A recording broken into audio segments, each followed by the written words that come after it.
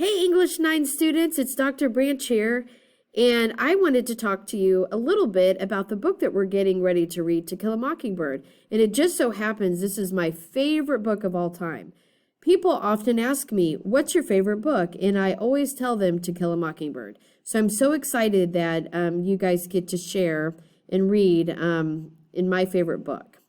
Couple of things I wanted to talk to you about before you actually start reading it. You watched a documentary this week about the Scottsboro Trial. The reason I had you watch it is because it actually ties in with To Kill a Mockingbird.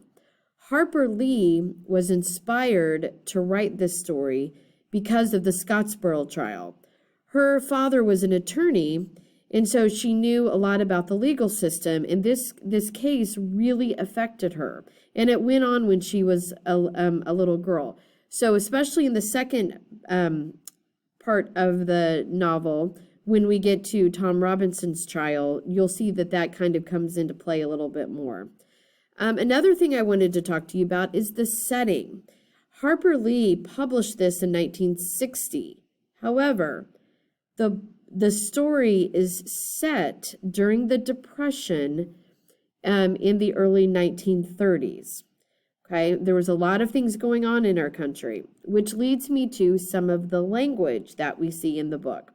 There is some racial language that you'll come across a couple of times.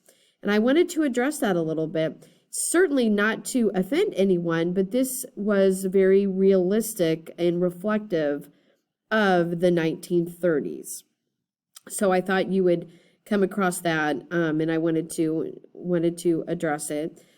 This story is told in first person narrative. Scout is our protagonist, and she is looking back as an adult and telling her story that spans a couple of years of her life.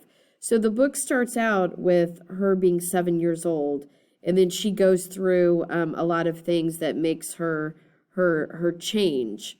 And so we'll see her kind of grow up a little bit throughout the book. She lives with her dad, Atticus, who is widowed. So Scout's mother died when she was young. And she lives with her brother, Jim, who's a couple of years older than her. And then she meets a best friend who came to visit his aunt during the summer, and his name is Dill.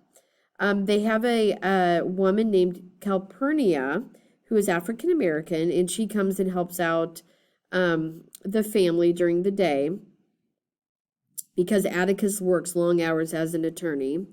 And so there's also some other colorful characters that you will meet. And so I just wanted to give you a little overview of To Kill a Mockingbird and highlight. So I hope that you enjoy this book as much as I do. Talk to you later.